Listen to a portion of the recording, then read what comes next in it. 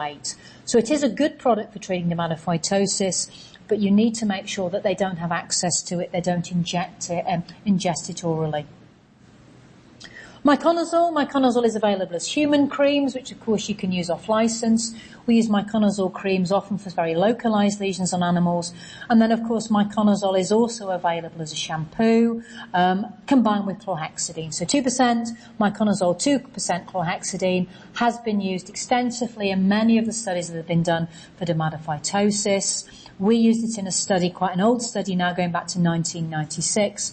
And what we found again, when it's used in combination with systemic therapy, it increases the speed of resolution of the disease process itself. I'm sure in part that is due to the fact it cuts down environmental contamination and reduces the problems that you can see in reinfection of some of these animals. And again, because it's a shampoo, it's put on, it's left on, 10-minute contact time, you're unlikely to see side effects associated with shampoo therapy, unlike, as we've said, with some of the dips.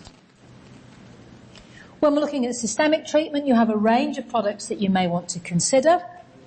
Griseofulvin isn't really widely available now, so I'm not going to talk very much about that. But we're going to talk about ketoconazole, itraconazole. I'm going to talk about terbinafine, which I think is an exceptionally useful drug. You have to justify its use, of course, because it's an off-license use of the drug.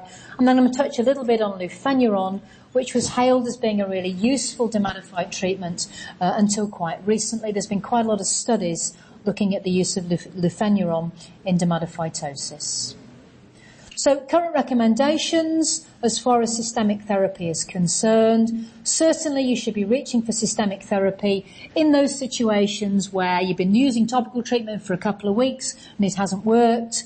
You perhaps should reach for it early in your treatment regime when you're looking at animals with large numbers of multifocal lesions, and certainly where you've got long-haired animals, and certainly I think where you've got multiple animal involvement. So you've got several cats in a household, particularly when you're looking at cattery situations. I think unless you incorporate a combination of both systemic and topical therapy, you're not going to clear the problems up as quickly as you should.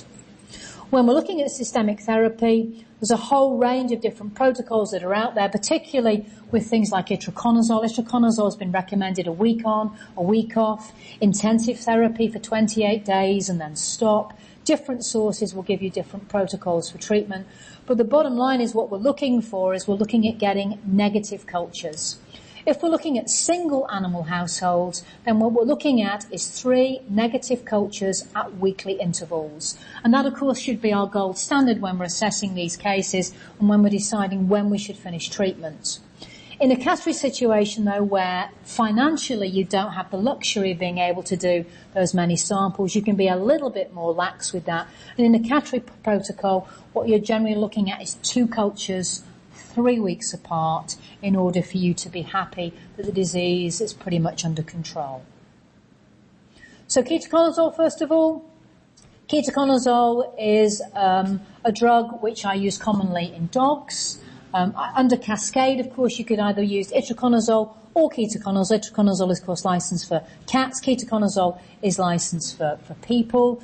And this works to impair ergosteal synthesis in fungal cell walls.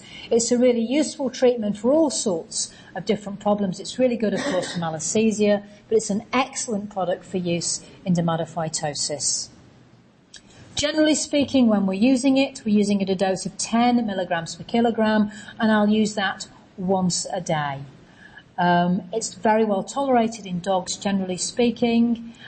It's very, very poorly tolerated in cats. Occasionally, you'll get a cat that will tolerate ketoconazole, but to be honest with you, I can see very little indications to use it when you have an exceptionally good product like itrafungal, which is itraconazole, available to you. Cats generally will vomit on it, they get diarrhea on it, they become inappetent, and there is worries about hepatotoxicity in this breed.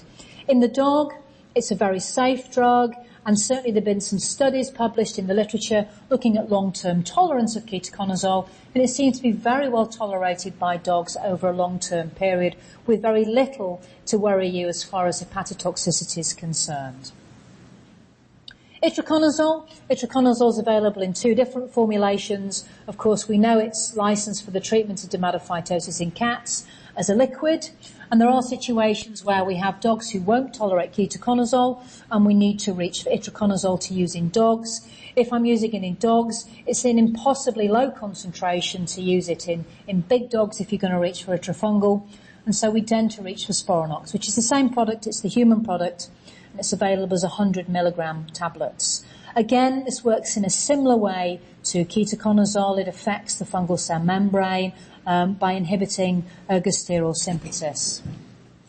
Dose rates for this, slightly variable dose rate. It really depends what you want to achieve. You can get away with dose rates as low as 1.5 to 3 milligrams per kilogram. If you go as high as 10 milligrams per kilogram, though, it becomes not a fungostatic drug, but it becomes a fungicidal drug. Generally speaking, when we use it at 5 milligrams per kilogram, and we tend to use that daily. So the protocol that we do is the protocol first described by Karen Moriello, and we tend to use it daily, and we use it daily for 28 days, and then after that, often you can stop it because many of these dogs and cats, if you're using it with topical therapy, will actually resolve quite quickly, or you'll then go on to a week on and a week off. It tends to be better tolerated than ketoconazole in many of these animals who show gastrointestinal signs on ketoconazole. Terbinafine. Terbinafine may be a drug that you've not come across before, and terbinafine is slightly unique in its mode of action. It's very different to the way that both ketoconazole and itraconazole works, and it's available as a human drug. It is available as a generic drug, so it is something you can order at quite a low price. We certainly order this through our veterinary wholesalers.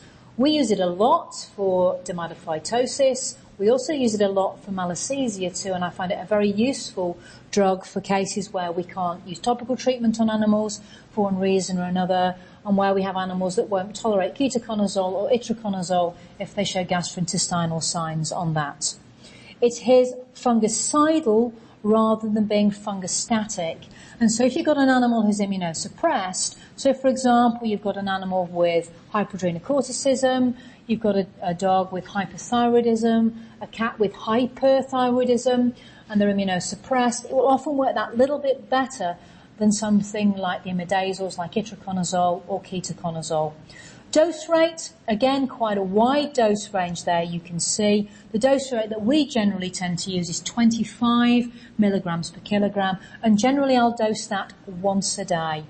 And what I like about terbinafine is that you don't tend to see some of the drug interreactions with terbinafine that you'll see with something like ketoconazole or itraconazole. You have to be very careful mixing and matching some of these imidazoles with some of the other products that you may want to be using at the same time.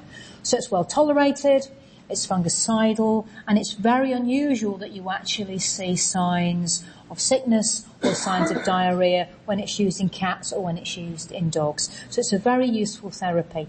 It's not the one you should use first on cascade, of course. If it's a cat, you should be using itraconazole first. But where that doesn't work, where that's inappropriate, where the owners can't give a liquid, for example, it may be a drug you want to use. And particularly in things like Persians, I think it works better than some of the other products that are available. Lufenuron I put in really for completeness. Lufenuron, of course, we all recognise as program, and we know that this works on chitin. It works on chitin synthesis, which is why it's so effective when we use it as an ectoparasiticide. And the suggestion was a few years ago that because fungal cell walls contain chitin, it was suggested it may also be a really useful form of therapy for treatment against dermatophytosis. And there's been a whole range of different studies produced looking at lufenuron. The first study that was produced came out of Israel, and this is the one that goes back to 2000, and it was used on a whole series of dogs, and it was found to be really quite useful in treating dermatophytosis. The problem was, of course, in that study it was used on very young dogs, and many of the young dogs who get dermatophytosis, we know if you get a dog with dermatophytosis, you put it in a cardboard box, you seal it away from the world, it'll get better all by itself. Be a little bit thin when it comes out the box, but but it is a self-resolving disease. It's a bit like juvenile onset demodicosis. If the animal's maintained on a good plane of nutrition, you don't give it steroids, they will get better.